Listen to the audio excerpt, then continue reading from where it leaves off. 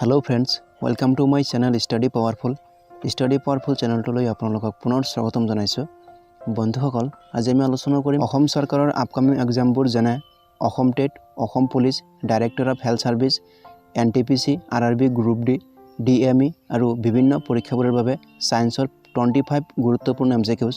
বন্ধুসকল, আপোনালোকে এই ভিডিঅটো সম্পূৰ্ণলৈকে চাব আৰু ভিডিঅটোৰ শেষত আপোনালোকৰ বাবে এটা প্ৰশ্ন দিয়া হ'ব। সেই প্ৰশ্নটোৰ উত্তৰ আপোনালোকে কমেন্ট বক্সত কমেন্ট কৰি জনাব। তেন্তে বলক বন্ধুসকল, পলম নকৰাকৈ আজিৰ ভিডিঅটো আৰম্ভ কৰোঁ। আজিৰ ফাৰ্ষ্ট কোৱেশ্চনটো হৈছে অতি শব্দ আল্ট্ৰাসাউণ্ডৰ কম্পানং কিমান? চাৰিটা অপচন দিয়া আছে। ইয়াৰ শুদ্ধ উত্তৰটো হৈ যাব অপচন নম্বৰ খ 20,000 হাৰ্টজৰ বেছি। আপোনালোকে মনত ৰাখিব অতি শব্দ আল্ট্ৰাসাউণ্ডৰ কম্পানং হৈছে 20,000 হাৰ্টজৰ বেছি। কোৱেশ্চন নম্বৰ 2 1666 খ্ৰীষ্টাব্দত পোহৰৰ বিচ্ছুৰণ কোনে আৱিষ্কাৰ কৰিছিল? চাৰিটা অপচন দিয়া আছে। ইয়াৰ শুদ্ধ উত্তৰটো হৈ যাব অপচন নম্বৰ ক নিউটন। বন্ধুসকল, আপোনালোকে মনত ৰাখিব আইজাক নিউটনে 1666 খ্ৰীষ্টাব্দত পোহৰৰ বিচ্ছুৰণ ডিস্কভাৰ কৰিছিল। ভেৰি ইম্পৰ্টেণ্ট প্ৰশ্ন। কোৱেশ্চন নম্বৰ 3 কাপোৰ ধোৱা সোডা হ'ল? চাৰিটা অপচন দিয়া আছে। ইয়াৰ শুদ্ধ উত্তৰটো হৈ যাব অপচন নম্বৰ ঘ সোডিয়াম কাৰ্বনেট। কাপোৰ ধোৱা সোডা হ'ল বন্ধুসকল সোডিয়াম কাৰ্বনেট। বন্ধুসকল, আজিৰ ভিডিঅ'টো অলপ লং হৈ গ'ল কাৰণ আজি 25টা MCQs লৈ মই ভিডিঅ' বনাইছোঁ। বহুতো বন্ধু বান্ধৱীয়ে কয় আপোনাৰ ভিডিঅ'টো একেবাৰে ছুটি আৰু আপুনি একেবাৰে কমকৈ MCQs দিয়ে। চ' সেইকাৰণে মই আজি 25 MCQs লৈ ভিডিঅ'টো বনাইছোঁ।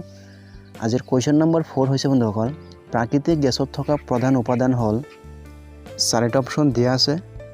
ইয়াৰ শুদ্ধ উত্তৰটো হৈ যাব অপচন নম্বৰ গ মিথেন। আপোনালোকে মনত ৰাখিব প্ৰাকৃতিক গেছত থকা প্ৰধান উপাদান হ'ল মিথেন। কুৱেশ্যন নম্বৰ 5 ৰামধেনু হ'ল এটা ডেছ? চাৰিটা অপচন দিয়া আছে। হয়, ইয়াৰ শুদ্ধ উত্তৰটো হৈ যাব অপচন নম্বৰ গ পোহৰৰ বিচৰণৰ। ৰামধেনু হ'ল এটা পোহৰৰ বিচৰণৰ উদাহৰণ। অপচন গ is the right option. Question number 6 মৌলিক বৰ্ণ বা প্ৰাথমিক বৰ্ণ কোনবোৰ? চাৰিটা অপচন দিয়া আছে। হয়, ইয়াৰ শুদ্ধ উত্তৰটো হৈ যাব অপচন নম্বৰ ক ৰঙা, নীলা, সেউজীয়া। ৰঙা, নীলা আৰু সেউজীয়াক একেলগে মৌলিক বৰ্ণ বা প্ৰাথমিক বৰ্ণ বোলা হয়। কুৱেশ্যন নম্বৰ 7 মানুহে কথা কোৱাৰ সময়ত যি কম্পানাংকৰ সৃষ্টি হয় তাৰ কম্পানাংক হৈছে? চাৰিটা অপচন দিয়া আছে।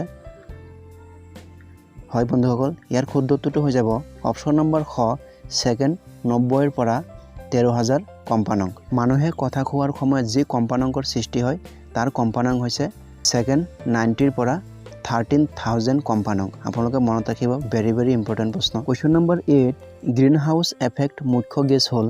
চাৰিটা অপচন দিয়া আছে। আপোনালোকৰ সময় আৰম্ভ হৈছে। ইয়াৰ শুদ্ধ উত্তৰটো হৈ যাব অপচন নম্বৰ ঘ কাৰ্বন ডাই অক্সাইড। গ্ৰীণ হাউচ এফেক্ট মুখ্য গেছ হ'ল কাৰ্বন ডাই অক্সাইড। কুলম্ব হ'ল? চাৰিটা অপচন দিয়া আছে।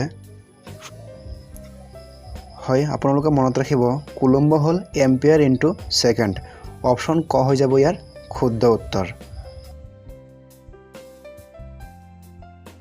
9 নম্বৰ প্ৰশ্নটো বহুত গুৰুত্বপূৰ্ণ। আপোনালোকে অলপ ভালকৈ চাই ল'ব। ছিগনেল সংকেত দিয়াৰ বাবে ৰঙা লাইট কিয় ব্যৱহাৰ কৰা হয়? চাৰিটা অপচন দিয়া আছে। বন্ধুসকল, ৰঙা লাইটটো হৈছে বেলেগ লাইটতকৈ অলপ বেলেগ। আমাৰ 400 মিটাৰ দূৰৰ পৰা আমাৰ ৰঙা লাইটটো আগত চকুত পৰে। চ' ইয়াৰ শুদ্ধ উত্তৰটো হৈ যাব অপচন নম্বৰ ক দীৰ্ঘ তৰংগ দৈৰ্ঘ্য। যি লাইট দেখিলে আমি প্ৰত্যেকেই নিজৰ গাড়ীখন ষ্টপ কৰি দিবলগীয়া হয়। কুৱেশ্যন নম্বৰ 10 বতাহৰ গতি জোখা যন্ত্ৰবিধ হৈছে? চাৰিটা অপচন দিয়া আছে। সময় আৰম্ভ হৈছে। বন্ধুসকল, ইয়াৰ শুদ্ধ উত্তৰটো হৈ যাব অপচন নম্বৰ গ এনমোমিটাৰ। বতাহৰ গতি জোখা যন্ত্ৰবিধ হৈছে এনমোমিটাৰ। ইম্পৰ্টেণ্ট প্ৰশ্ন হয় বন্ধুসকল। কাষত থকা পিকচাৰখনেই হৈছে এনমোমিটাৰ। এই যন্ত্ৰবিধৰ দ্বাৰা বতাহৰ গতি জোখা হয়।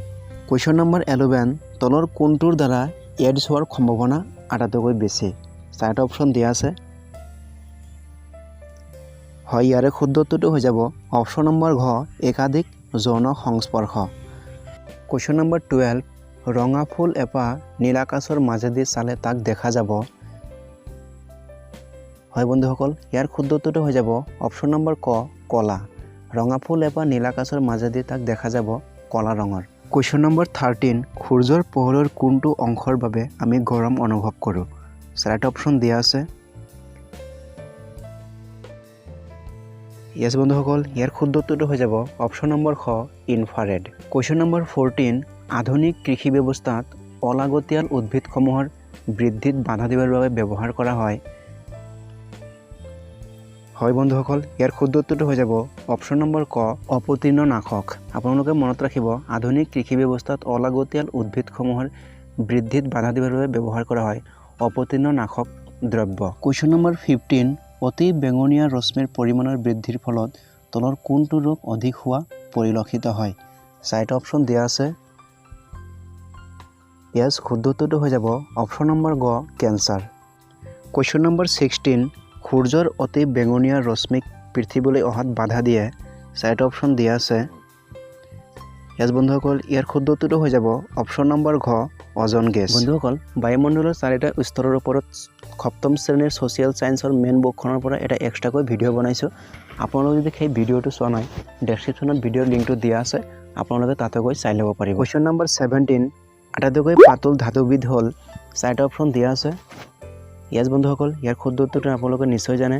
ইয়াৰ শুদ্ধ উত্তৰটো হৈ যাব অপশ্যন নম্বৰ ক লিথিয়াম। আৰু আটাইতকৈ গধুৰ ধাতুবিধ হ'ল অস্মিয়াম। বন্ধুসকল, ভিডিঅ'টো যদি ইউজফুল ভাবে প্লিজ এটা ভিডিঅ'টোত লাইক কৰি দিব। আৰু যিসকল বন্ধু বান্ধৱী মোৰ চেনেলটো আজি প্ৰথমবাৰৰ বাবে চাই আছে আৰু মোৰ চেনেলটো এতিয়ালৈকে ছাবস্ক্ৰাইব কৰা নাই, প্লিজ আপোনালোকে মোৰ চেনেলটো ছাবস্ক্ৰাইব কৰি ল'ব। আজিৰ নেক্সট প্ৰশ্নটো হৈছে, আটাইতকৈ গধুৰ ধাতুবিধ হ'ল। ইয়াৰ শুদ্ধ উত্তৰটো হৈ যাব অপশ্যন নম্বৰ গ অস্মিয়াম। আটাইতকৈ পাতল ধাতুবিধ হৈছে লিথিয়াম আৰু আটাইতকৈ গধুৰ ধাতুবিধ হ'ল অস্মিয়াম। ভেৰি ইম্পৰ্টেণ্ট প্ৰশ্ন, আপোনালোকে মনত ৰাখিব। কুৱেশ্যন নম্বৰ 19, তেজ গোট মৰাৰ বাবে দৰকাৰী ভিটামিন হ'ল। 4টা অপশ্যন দিয়া আছে। হয়, ইয়াৰে শুদ্ধ উত্তৰটো হৈ যাব অপশ্যন নম্বৰ ঘ ভিটামিন কে। তেজ গোট মৰাৰ বাবে আটাইতকৈ দৰকাৰী ভিটামিনবিধ হৈছে ভিটামিন কে। কুৱেশ্যন নম্বৰ 20, মানুহৰ দেহৰ সকলোতকৈ ডাঙৰ আভ্যন্তৰীণ অংগবিধ হৈছে। 4টা অপশ্যন দিয়া আছে। আপোনালোকৰ সময় আৰম্ভ হৈছে। ইয়াৰ বন্ধুসকল, ইয়াৰ শুদ্ধ উত্তৰটো হৈ যাব অপশ্যন নম্বৰ খ লিভাৰ। লিভাৰ হৈছে মানুহৰ আটাইতকৈ ডাঙৰ আভ্যন্তৰীণ অংগ। ভেৰি ইম্পৰ্টেণ্ট প্ৰশ্ন। কুৱেশ্যন নম্বৰ 21, কাঠ পেঞ্চিলত কোনবিধ দ্ৰব্য ব্যৱহাৰ কৰা হয়? 4টা অপশ্যন দিয়া আছে। সময় আৰম্ভ হৈছে। ইয়াৰ বন্ধুসকল, ইয়াৰ শুদ্ধ উত্তৰটো হৈ যাব অপশ্যন নম্বৰ ক গ্ৰেফাইট। কাঠ পেঞ্চিলত ব্যৱহাৰ কৰা দ্ৰব্যবিধ হৈছে গ্ৰেফাইট। কুৱেশ্যন নম্বৰ 22, বিশ্ব জনসংখ্যা দিৱস কিমান তাৰিখে পালন কৰা হয়? 4টা অপশ্যন দিয়া আছে। ইয়াৰ শুদ্ধ উত্তৰটো হৈ যাব অপশ্যন নম্বৰ ঘ 11 জুলাই তাৰিখে। আপোনালোকে মনত ৰাখিব, 11 জুলাই তাৰিখে প্ৰতি বছৰে ৱৰ্ল্ড পপুলেশ্যন ডে হিচাপে চেলিব্ৰেট কৰা হয়। কুৱেশ্যন নম্বৰ 23, মাটিৰ গুণাগুণ নষ্ট হোৱাৰ কাৰণ কোনটো নহয়? 4টা অপশ্যন দিয়া আছে।